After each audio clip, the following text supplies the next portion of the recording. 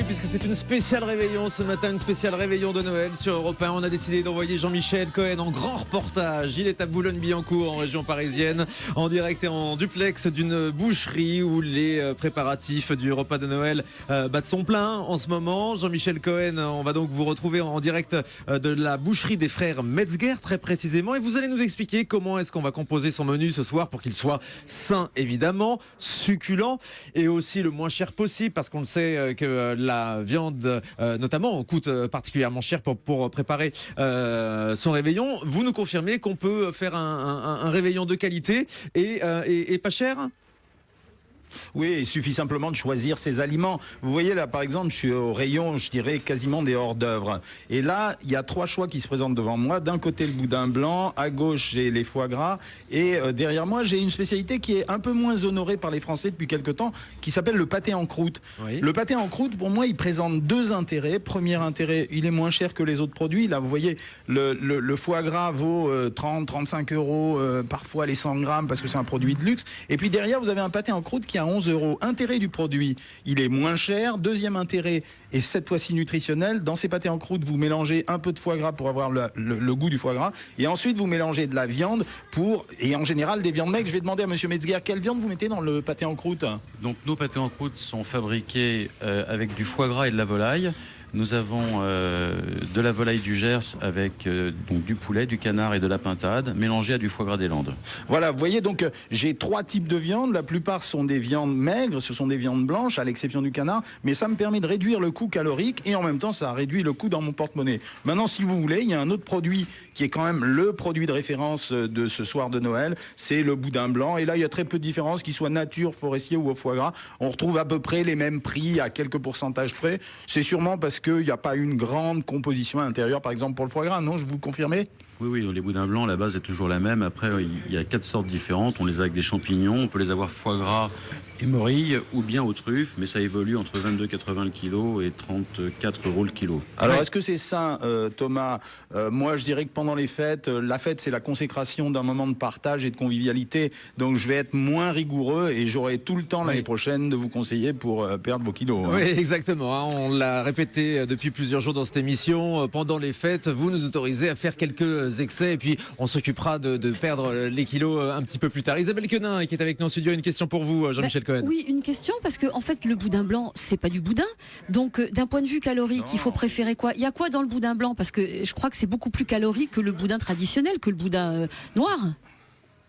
Bah ouais, scoop de Noël, le boudin blanc est en général plus riche que le boudin noir, parce que le boudin noir est un produit très riche en protéines, on atteint les 23-24%, alors que dans le boudin blanc, on met des œufs et de la mie de pain en général. Souvent, quand il est de mauvaise qualité, on met plus de mie de pain que de reste, mais là, en l'occurrence, c'est un boudin de très bonne qualité. Juste un mot pour m'arrêter pour le foie gras. La tendance à l'heure actuelle sur le foie gras, parce que les gens culpabilisent, et à la fois à cause de la maltraitance et en même temps pour des raisons nutritionnelles, on a tendance maintenant à incorporer dans les foie gras, ce que je vois en face de moi, un foie gras qu'ils appellent mendiant, c'est-à-dire qu'à l'intérieur, on a mis des produits secs, comme des fruits secs, et ça permet d'abaisser la valeur calorique du foie gras, n'est-ce pas ?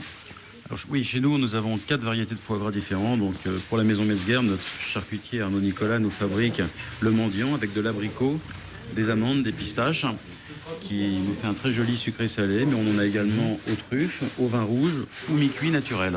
Mais ce sont des foies frais, fabriqués 48 heures après leur arrivée. On fait notre mise au sel et les foie gras sont faits maison. Ouais, mais je les entends saliver là-bas. Ouais, exactement. Les micros, ah oui, ça s'entend donc. Mais calmez-vous, il n'y a que moi qui mange aujourd'hui. Et alors Jean-Michel, on va rester au niveau des hors-d'œuvre. On a parlé du foie gras, du pâté en croûte, donc bon plan parce que c'est moins cher. On parle maintenant du saumon, des coquilles Saint-Jacques, des escargots, des huîtres, du homard, tout ça. C'est aussi des grands classiques de la table du réveillon. Alors si j'ai choisi le pâté en croûte, c'est parce que justement tous ces produits, ils ont 2 problèmes. C'est le problème de leur prix d'abord. Ça veut dire que langouste, homard et compagnie, même quand vous les achetez dans les supermarchés, c'est quand même un fort budget. Et quant aux autres produits, il faut les cuisiner. Et vous savez que le soir de Noël, on a quand même besoin d'avoir des choses simples. C'est ce qui renforce l'intérêt du saumon fumé. On a fait déjà une émission sur le saumon fumé. Je dirais que sur le plan nutritionnel, si vous faites le saumon fumé, ça vous laisse de la place pour d'autres produits au milieu du repas. Et dans ce cas-là, petit conseil, c'est vrai que les blinis c'est bon, mais si vous avez avez prévu d'alléger légèrement le repas, préférez des toasts. Les blinis, il ne faut pas oublier que c'est rempli de crème fraîche quand même. Allez, avant de passer au plat principal, une question d'Elisabeth Assayag. Oui, Jean-Michel, avec le saumon, le foie gras ou le pâté en croûte, on ne fait pas d'accompagnement. J'ai l'impression qu'il n'y a aucun accompagnement pendant ces menus de réveillon, pas de riz, pas de pommes de terre. Pourquoi une question La de fille, question de fille, Jean-Michel? mais on vous fera une petite salade, Elisabeth, il n'y a pas de problème. Merci. Non, mais bien sûr, vous avez raison en plus. Vous avez raison en plus. Parce que c'est un repas qui est riche. On a besoin d'augmenter les rations de fibres à ce moment-là. On ne va pas les augmenter avec des poireaux vinaigrettes. Donc vous faites une petite salade mélangée. Elle ira très bien soit avec le pâté en croûte, soit avec le pâté, soit même avec le saumon fumé. Et vous mettez peut-être des endives ou autre chose. Mais vous avez raison, bien sûr, Elisabeth. Oui, mais il faut que ça reste léger, hein, parce qu'on a encore le plat principal là maintenant à déguster. Alors on choisit quoi comme viande ce soir? Vous êtes au cœur d'une boucherie, je le rappelle, Jean-Michel Cohen. Justement. Ben oui. Alors là c'est assez incroyable parce que je suis dans une boucherie où j'ai vraiment tout un échantillon de volaille. Et la volaille, c'est vraiment le produit qui va permettre d'alléger le repas parce que ce sont en général des viandes blanches. La seule particularité ici, c'est que j'ai des volailles de toutes les sortes. Vous m'expliquez, monsieur Metzger? Qu'est-ce que c'est la différence entre, par exemple, la poularde et le chapon? Allez-y, expliquez aux auditeurs. Les poulardes de Bresse chez nous, donc spécifiquement dans les deux boucheries Metzger à Neuilly et à Boulogne, nous faisons ces volailles fines pour les fêtes. La poularde à 6 mois. C'est une volaille qui est élevée en plein air et le dernier mois en épinette avec une dose de riz au lait. Qu'est-ce que c'est en épinette? Ce sont des petites cages en bois où on neutralise la volaille pendant 4 semaines pour l'alimenter avec un produit qui va l'engraisser. Donc elle est plus grasse en fait. Elle est beaucoup plus grasse. Donc là, quand j'achète une poularde, j'achète un produit plus gras que quand je prends une pintade. Les chapons et les poulardes de Bresse sont élevés en épinette le dernier mois de leur vie avec du riz au lait et du maïs. Et comme tout le reste, c'est la graisse qui donne le moelleux et la consistance et le goût. C'est fou ce qu'on est mal élevé quand même. Hein. Et puis la dernière fois, là, quand je suis passé chez vous, il y avait une poularde qui était dans un sac. Il y avait c'était un chapon qui était dans un sac en papier. On avait presque de l'offrir dans un sac en toile. J'avais presque envie de l'offrir comme un cadeau de Noël tellement c'était joli. Alors c'était quoi? Pourquoi il y avait une toile? Elles sont entoilées en fait. Elles sont tout de suite après l'abattage. Elles sont enroulées dans une toile de manière à réserver 2 choses. La première, on va la conserver pendant 28 jours dans cette toile parce qu'on va on va bien la serrer, l'air va ressortir de la toile. Donc on va la conserver parce qu'il faut les faire rassir 12-15 jours après l'abattage avant de les consommer. Donc on a 28 jours de conservation dans la toile.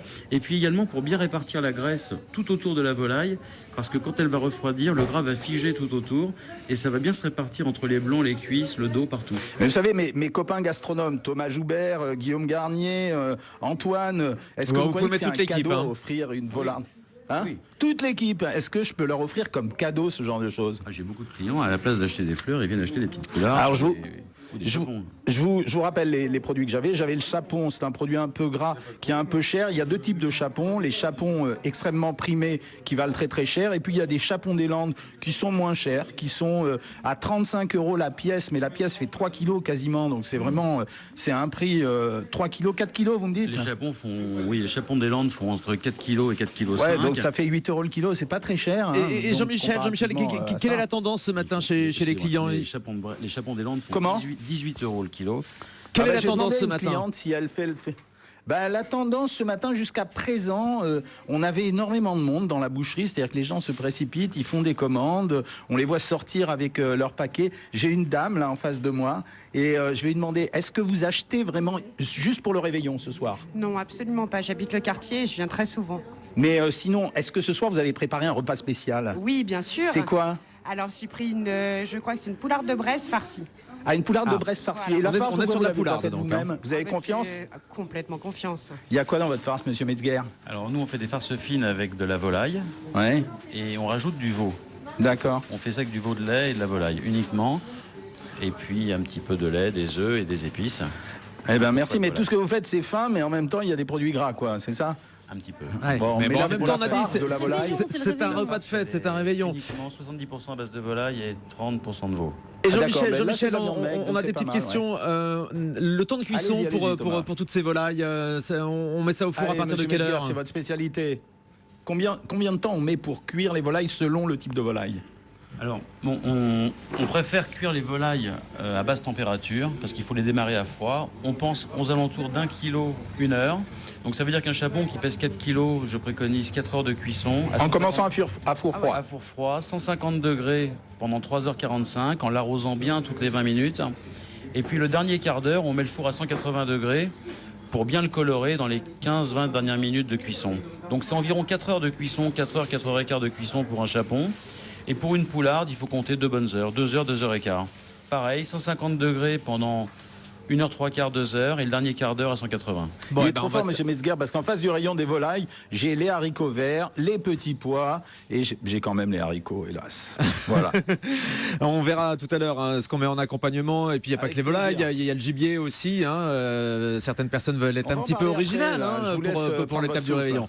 Exactement. Merci beaucoup, Jean-Michel.